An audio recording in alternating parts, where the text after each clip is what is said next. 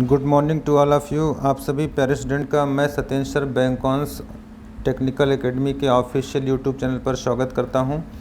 आइए आज हम लोग दोबारा क्वेश्चंस डिस्कशन सेशन से लाइव जुड़ रहे हैं और इस वीडियो का जो मेन मोटिव है आपके जितने भी पेपर हुए उनका सॉल्यूशन आपको कराया जाए। जो हमारा पेपर 20 मार्च 2021 को हुआ था और शिफ्ट 1 की मैं बात कर रहा हूँ, स्पेशली आज इसको मैं डिस्कस कराऊँगा। और बाकी जितने भी पुराने वीडियो आप पेपर डिस्कशन के रिलेटेड हैं वो आपको प्लेलिस्ट में मिल जाएगा।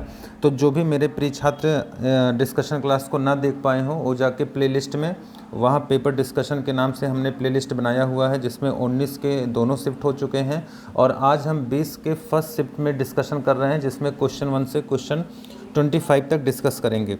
तो चलिए बिना समय गवाए हम जल्दी से अपने डिस्कशन पर चलते हैं, देखते हैं कि क्या क्वेश्चंस हमारे पेपर में पूछे गए थे और किस तरह से पेपर में प्रश्न बनाए जाएंगे। तो ये बहुत मायने रखेगा और इसको बहुत ध्यान से हमें सीखना है, पढ़ना है, समझना है। बाकी कोई भी डाउट होता है तो आप हमें कमेंट करके पूछ सकते हैं।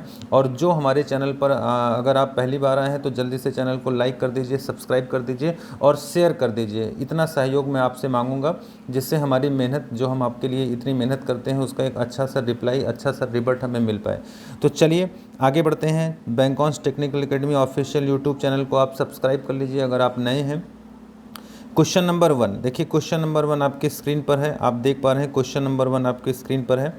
क्वेश्चन देखिए क्या कह रहा है, यहाँ पे ध्यान दीजिएगा। क्वेश्चन कह रहा है, क्वेश्चन हम लोगों से बोल रहा है, चलिए क्वेश्चन हम लोगों से बोल रहा, निम्नलिखित में किस प्रोटोकॉल से सर्वर पर केवल एक मेल बॉक्स बना सकते हैं। अब ध्यान रखिएगा, देखिए यहाँ पर प्रोटोकॉल की बात कर रहा हूँ। प्रोटोकॉल में देखिए किसकी बात कर रहा, मेल इनबॉक्स की बात कर रहा है या मेल बॉक्स की बात कर रहा है। तो मेल बॉक्स का मतलब चाहे इनबॉक्स हो चाहे आपका आउटबॉक्स हो, इन दोनों के लिए कौन सा प्रोटोकॉल कार्य करता है। तो FTP, POP, SMTP, IMAP। अभी कल हम लोगों ने पढ़ा था कि जो आपका मेल के लिए होता है SMTP होता है, पर मेल इनबॉक्स की बात हो रहा है तो यहाँ POP होगा, जिसे हम लोग कहते हैं पॉइंट ऑफ, है ना, पोस्ट ऑफिस प्रोटोकॉल, जिसे आप कहते हैं post office protocol. Post office protocol, इसे मैं क्लियर कर दे रहा हूँ।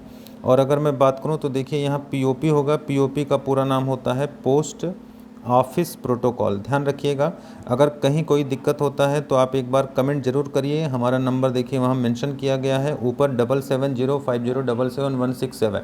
और इस वीडियो को आप ज़रूर देखिए, इसमें मैं आपके सारे पेपर जितने भी हुए हैं 18 और 20 सबको सॉल्व कराऊँगा और इसे कंटिन्यू आप ज़रूर वॉच करिए जब भी आपको मौका मिले। इसी क्रम में हम लोग क्वेश्चन नंबर 2 पे चलेंगे। क्वेश्चन नंबर 2 देखो, बहुत अच्छा प्रश्न है, बहुत अच्छा प्रश्न है, बहुत ही इस बार यूनिक प्रश्न है, नया पूछा गया है। ऐसा प्रश्न हमने पिछले पेपर में नहीं देखे थे, इसे जरूर सीख लेना। देखो, यदि हार्ड डिस्क में 4 रिकॉर्डिंग सतह है, सतह का मतलब ये लेयर होते हैं। देखो ये लेयर, इन लेयर को हम लोग प्लेटर कहते हैं, इनको हम प्लेटर्स बोलते हैं, प्लेटर्स, है ना। ये लेयर ऐसे बनते हैं, देखिए ये इस तरह से लेयर बनते हैं, इस तरह से लेयर बनते हैं, ठीक है। सतह, और हर सतह में 16 ट्रैक है। देखो इसके अंदर 16 ट्रैक है, ये ट्रैक इसके अंदर बनेगा, एक लेयर के अंदर ट्रैक बनेगा, ध्यान रखना। और कह रहा है कि जो 8 सेक्टर में, अब देखिए इस पे आपके सेक्टर बनेंगे, तो ये जो छोटे छोटे भाग होते हैं इन्हें हम सेक्टर कहते हैं। तो हार्ड डिस्क में सिलेंडर की संख्या कितनी होगी, सिलेंडर की संख्या हमेशा ट्रैक की संख्या के बराबर होता है, ध्यान रखिएगा। देखिए जो सिलेंडर की संख्या होती है ये बराबर होती है ट्रैक की संख्या के। बोलिए किसके संख्या के, ट्रैक की संख्या के।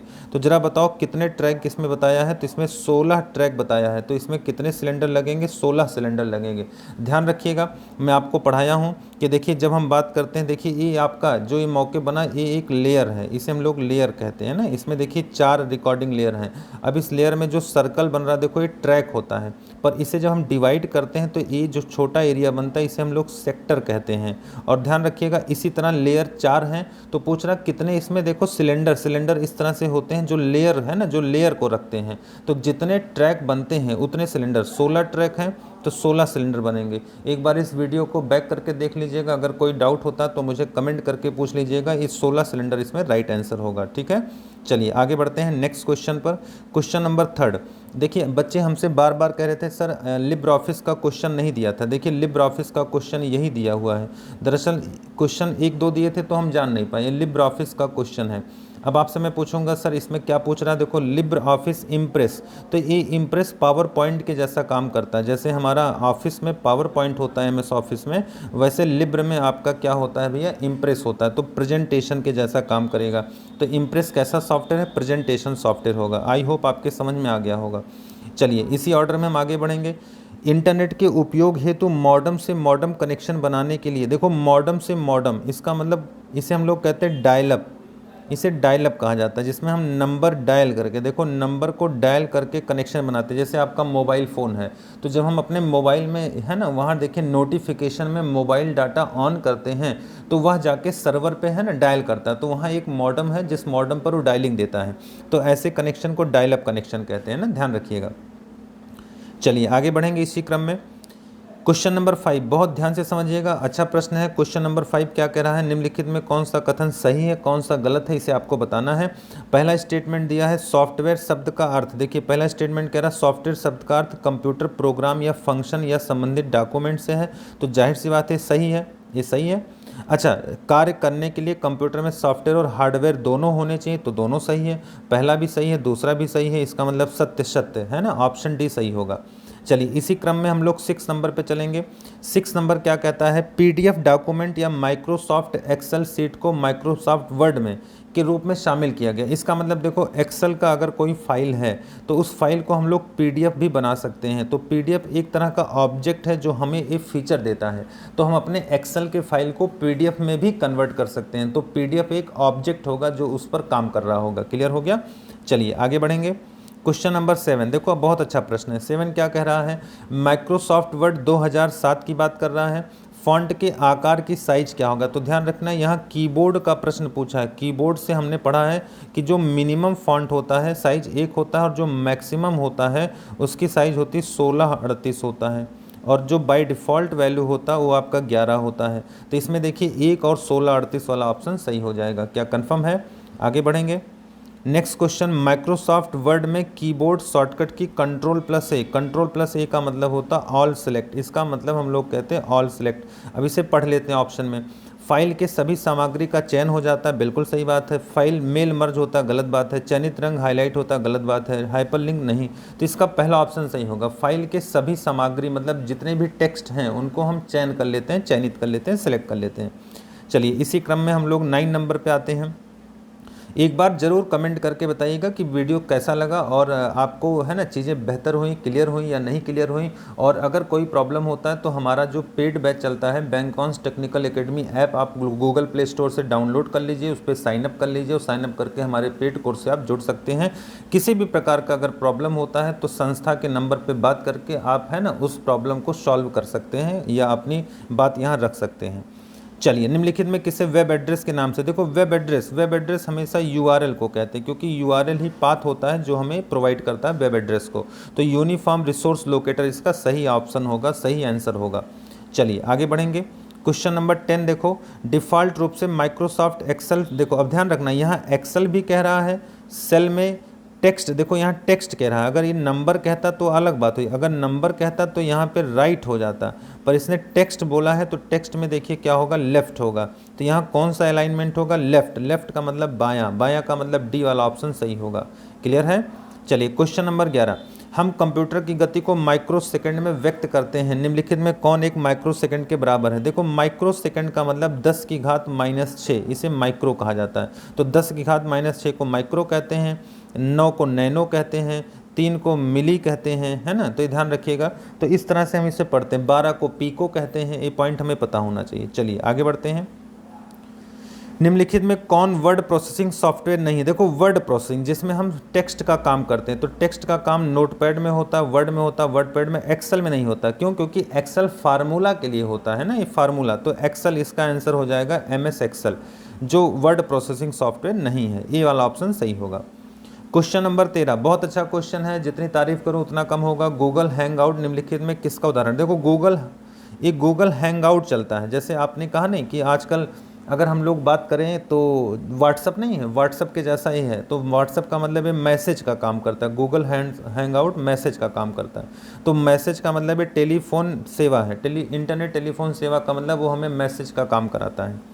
चलिए आगे बढ़ेंगे।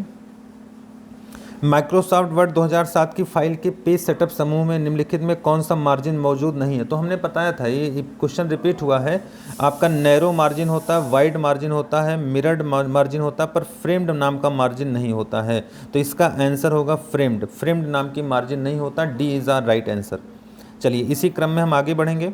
क्वेश्चन नंबर 15, निम्नलिखित में किसका प्रयोग मॉडुलन और वी मॉडुलन के लिए होता है? ये मॉडम होता है। देखो मॉडम को हम लोग क्या कहते हैं? मॉडम का मतलब होता है आईओ डिवाइस है, और इसे हम लोग कहते हैं मॉडुलेशन एंड डी मॉडुलेशन, दोनों काम करता है। तो एक तो मॉडुलन हो गया मॉडुलेशन, और एक हो गया डी मॉडुलेशन। डी मॉडुलेशन का डी मॉडुलन है ना, डी मॉडुलेशन। तो ध्यान रखिएगा, तो मॉडम आपका ऐसा डिवाइस है जो मॉडुलेशन एंड डी मॉडुलेशन दोनों काम को करता है। एनालॉग को डिजिटल में, डिजिटल को एनालॉग में बदलता है। देखिए क्वेश्चन नंबर 16 बहुत सरल प्रश्न है। कह रहा डब्लू का आस्की कोड। देखो डब्लू का आस्की कोड, तो इसमें ध्यान रखना 4 वर्ड को छोड़ दो, ये 4 आगे के छोड़ दो, और इन बाकी 4 को देखो। ये जो बाकी 4 देखो क्या लिखे हैं, 01111। ये किसका होता है? तो ये 7 का होता है। अगर डब्लू का 7 हुआ तो यक्स का बताना है, तो यक्स का 8 हो जाएगा, क्योंकि यक्स 7 के बाद आएगा डब्लू यक्स। तो 8 कैसे लिखेंगे? 1000 है ना, ये 8 हो जाएगा। तो यहाँ सामने वाला तो सेम रहेगा, सामने का मतलब 0101 इतना सेम रहेगा, और 1000 ये आप लिखना पड़ेगा। तो ज़रा आंसर मिलाओ, कहाँ आ रहा है? 01011। ये आपका मुझे लग रहा है सी वाला ऑप्शन सही है क्या? है ना, सी वाला ऑप्शन सही है, इसका सी वाला ऑप्शन सही है। बोलिए कंफर्म हो गया सभी को? आगे बढ़ना चाहिए। चलिए ये क्वेश्चन आप एक बार देख लेना, जरूर पेपर में आता है। एक क्वेश्चन ऐसा जरूर पेपर में पूछेगा। जब आप एक्सेल फार्मूला से जुड़े किसी सेल को डिलीट करते हैं तो निम्नलिखित में कौन सी त्रुटि होती है?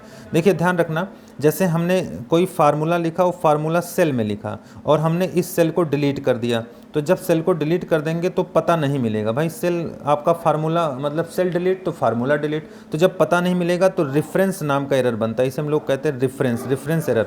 जैसे मैंने कहा फला सामान जाके उस कमरे से ले आओ, पर उस कमरे हमने कमरा ही हटा दिया, तो जब कमरा रूम हट जाएगा तो सामान कहाँ से मिलेगा? ये रेफरेंस एरर होगा, इसे हम लोग रेफरेंस एरर कहते हैं। चलिए आगे बढ़ते हैं। नेक्स्ट क्वेश्चन आप लोगों के सामने मैं मेंशन कर रहा हूं 18 नंबर। माइक्रोसॉफ्ट एक्सेल में सेलिंग फंक्शन निम्नलिखित में से क्या करता है? देखो सेलिंग फंक्शन का काम समझ लो। देखो सेलिंग फंक्शन में होता क्या है डियर, जो सेलिंग फंक्शन होता है, जैसे मैंने देखो यहाँ लिखा 38,5 है ना, 5 38 मैंने लिखा, 5। तो जरा सा देखो 5 इससे डिवाइड करो तो बोलोगे सर 5 सत्ते 35 है ना, पर 38 ज़्यादा है, तो 5 8 40। अगर ये 40 होता तो पूरा का पूरा कट जाता। तो इसमें संख्या सार्थक संख्या, जो सार्थक संख्या है कि नज़दीकी गुणक तक पूर्णांकित हो जाता है, मतलब पूर्णांकित हो जाएगा, ये 38 ना होकर 40 हो जाएगा। तो ये वाला ऑप्शन सही है, ये वाला ऑप्शन सही होगा, है ना, वो इंक्रीज कर जाएगा अपनी वैल्यू को नज़दीकी गुणज तक। माइक्रोसॉफ्ट वर्ड में किस टूल के दिए गए शब्द के लिए पर्यायवाची? देखो पर्यायवाची का मतलब जो कुछ हम लिखते हैं, तो जैसे आपने कहा नहीं कि पानी है, तो पानी का नीर भी होता है, तोय भी होता है, जल भी होता है। तो उसी तरह पर्यायवाची का मतलब जो कुछ हम लिखें उससे मिलता जुलता वर्ड चले, सिम है ना, जिसे हम लोग सिनोनिम्स कहते हैं। तो इसे थेजॉरस बोला जाता है। क्या बोला जाता है? थेजॉरस।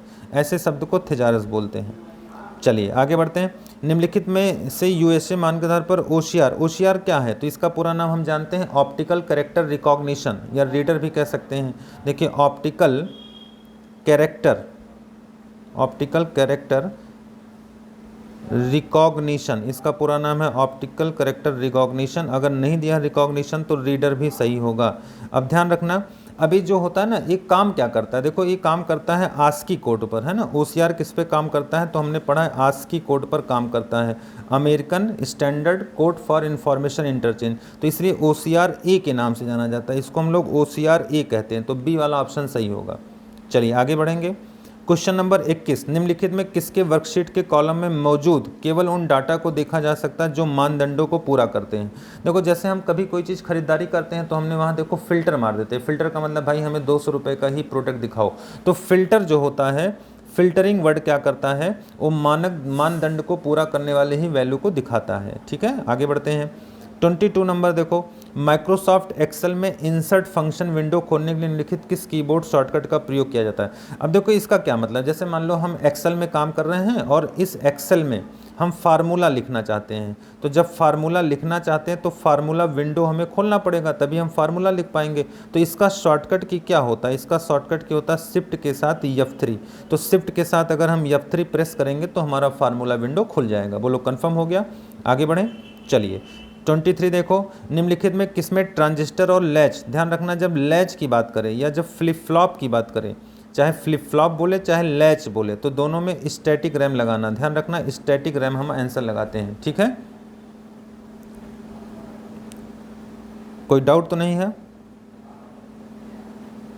24 नंबर देखो, निम्नलिखित में 1 किलोबाइट के बराबर है, तो हमने पढ़ रखा है। देखो 1 KB बराबर आपने पढ़ा है 1024, 1024 क्या बाइट पढ़े हो।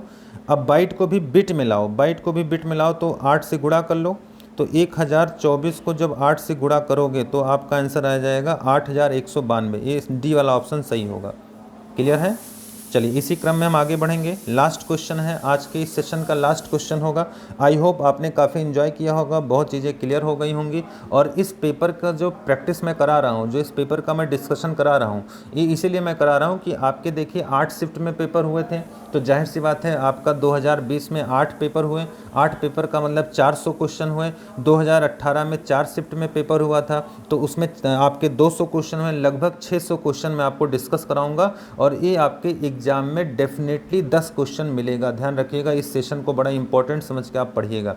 यहाँ क्वेश्चन पूछा जा रहा है, कोबोल का पूरा नाम बताइए। कोबोल एक भाषा है जिसका पूरा नाम होता है common business oriented language, common business oriented language, B वाला ऑप्शन सही है। तो अगर आज के सेशन में आपको मज़ा आया होगा, इन्जॉय हुआ होगा, तो एक बार कमेंट करके इस क्लास के बारे में ज़रूर बताइएगा कि आपको क्लास कैसे लगी। और आप अगर नए हैं तो मेरे चैनल को सब्सक्राइब कर लीजिएगा, वीडियो को लाइक करिएगा, अपने मित्रों तक शेयर करिएगा। किसी भी प्रकार का कन्फ्यूजन होता है तो हमें कमेंट के माध्यम से आप बता सकते हैं, या व्हाट्सअप नंबर जो यहाँ पे मेंशन किया गया है 77, इस पे आप जाके बात कर सकते हैं। 7705077167 मैसेज कर सकते हैं। तो चलिए आज के लिए बस इतना है। Okay, thank you. कल फिर मिलेंगे इसके आगे के वीडियो को लेकर। धन्यवाद।